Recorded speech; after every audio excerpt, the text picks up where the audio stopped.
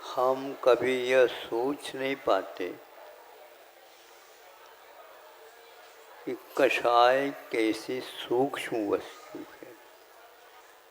कषाय जो कर्म का उदय में आया, उसके माध्यम से हमारे उपयोग में हलचली आ जाती।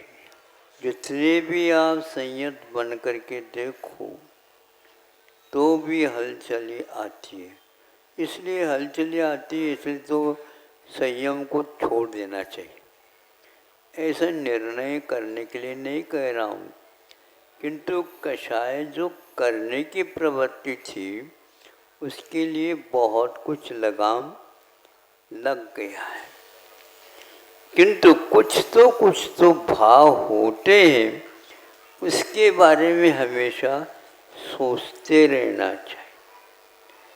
नहीं भी सोचते हैं तो कभी कभी इधर उधर की बातें भी आ सकती। इसलिए कोई न कोई विषय बिंदु लेने से उसमें बहुत कुछ पुरुषार्थ की भूमिका हम अदा कर रहे हैं, ऐसा महसूस होता है।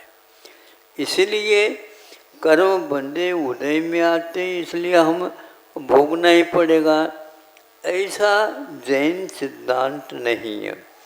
अन्यथा फिर पुरुषार्थ की कोई आवश्यकता नहीं पड़ी, तो पुरुषार्थ ही करते रहो, अहम भाव मत करो। आप ऐसे नहीं कर सकते। तैराक हो, तैरना जानते हो, मैं जानता हूँ कि आप तैराक हैं, किंतु जिस समय बहुत वर्षा हो जाती है और नदी में बाढ़ आती है, उस समय आप तैरने वाले कहाँ रहते हैं? आपकी तैरने की कला वहाँ पर काम में नहीं आ रही है। क्यों नहीं आ रही है? पानी का प्रवाह इतना तेज है कि आपकी शक्ति को वह डुबो करके आगे आपके ऊपर से चली जाती है। तो इस प्रकार पानी के प्रवाह के कारण हम प्रवाह के बीच में आ जाते हैं। कितनी भी हाथ पटको, पैर मारो, कुछ भी करो, नहीं हो पाता। इसलिए बनती कोशिश क्या पुरुषार्थ करें, हम सीधे न हो करके थोड़े इस धार को काट सकते हैं। उसके काटने से प्रवाह में कोई कमी नहीं आई, लेकिन हमारे रुख इस ओर होने से थोड़ी सुविधा उसको भी दे दो और थोड़ी सुविधा उससे तुम भी ले लो। तो यूँ करते करते करते करते एकदम होता। महाराज इससे भी और कोई भी विशेष उदाहरण दो तो चला रहे हैं, 90 किलोमीटर स्पीड से गाड़ी आपकी है, अब चूंकि चूक करके सामने वाला व्यक्ति अथवा पीछे वाला व्यक्ति वह नियंत्रण करते हुए भी गाड़ी के ऊपर नियंत्रण पा नहीं रहा है, तो वो क्या करता है कि हॉर्न दे देता है। हॉर्न देते आप सजग हो जाते हैं और गाड़ी को सीधा न चला करके साइड दो साइड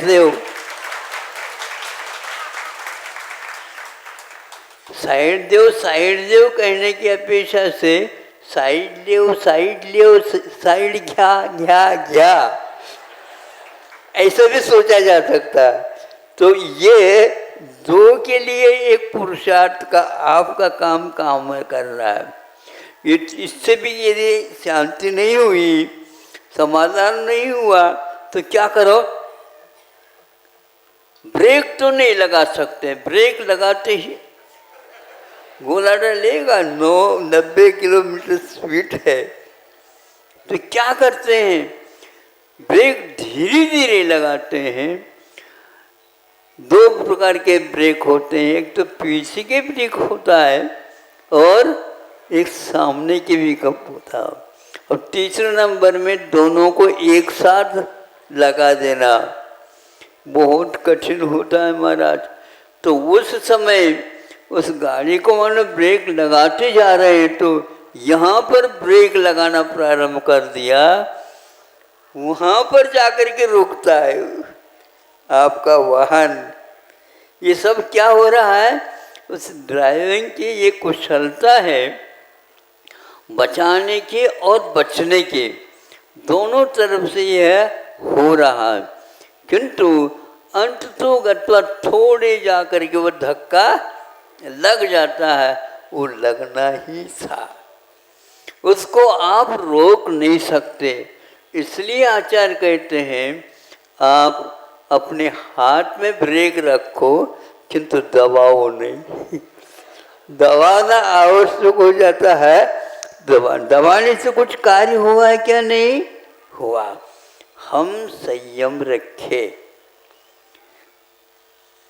हम संयम यदि नहीं रखते हैं तो वह वाहन अपने ऊपर से ही जाएगा, अथवा सीधा वह नियंत्रण नहीं रख पा रहा है, वो भी सो रहा, वो भी जानता है कि मैं रॉन्ग जा रहा हूँ, मेरी ये साइड ठीक नहीं है, ये दिशा ठीक नहीं, लेकिन ठीक नहीं करते हुए भी वह नियंत्रण में नहीं रख पा रहा। इसलिए 90 किलोमीटर का लोभ छोड़ दो,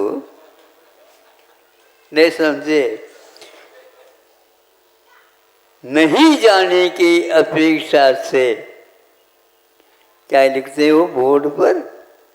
देखो तभी तुम्हें दिखेगा। नहीं जाने की अपेक्षा, पहुंचने की अपेक्षा, यानी नहीं पहुंचने का मतलब ऊपर पहुंच जाएंगे, इस अपेक्षा से तो देर भली है। हाँ, घटना दुर्घटना से बात ही कही है। दुर्घटना से बचने का एक ही मात्र उपाय है, कषाय है, लेकिन वो उत्तेजना बहुत है तो उसको कुछ ब्रेक लगाया जा सकता है, इसमें अपने पास क्षमता विद्यमान है। ऐसी गियर भी रखी हुई है जिसके प्रयोग करने से वह नियंत्रण में आ सकता। फिर भी वह क्या करें, हम अपने आप को कैसे बचाएं? तो यदि साइड में कोई चढ़ाव हो, चढ़ाव समझते हो?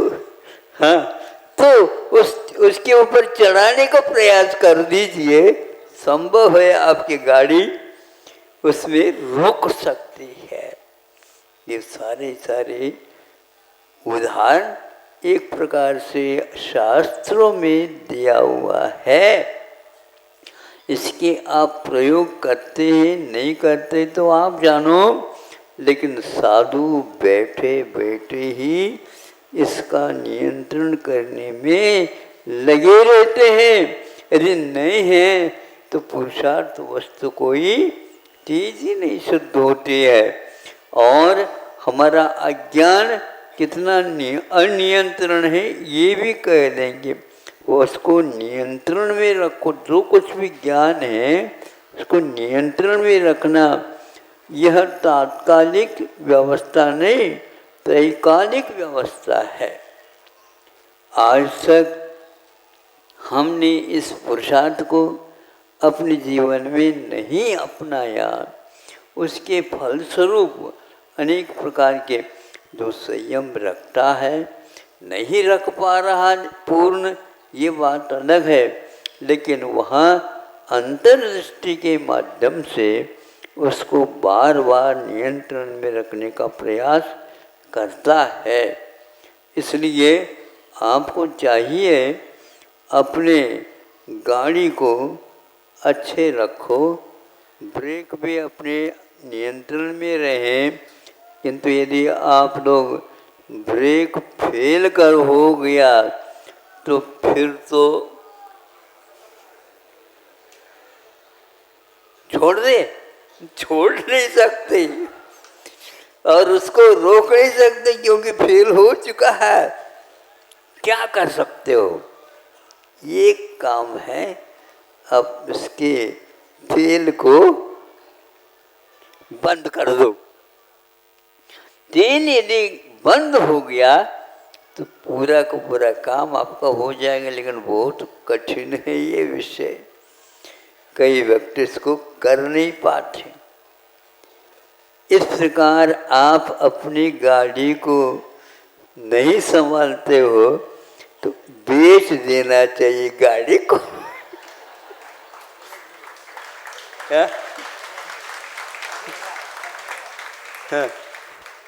महाराज, इस प्रकार की गाड़ी को कौन खरीदेगा? फोकट में भी मिल जाए तो हम तो नहीं ले पाएंगे भैया।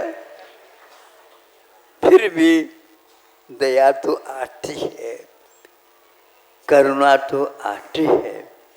मैं भी एक समय में ऐसे ही सोचता था, किंतु अपने आप को संभालते हुए संत लोग हम लोगों को भी संभालने का प्रयास किए हैं, कर रहे हैं।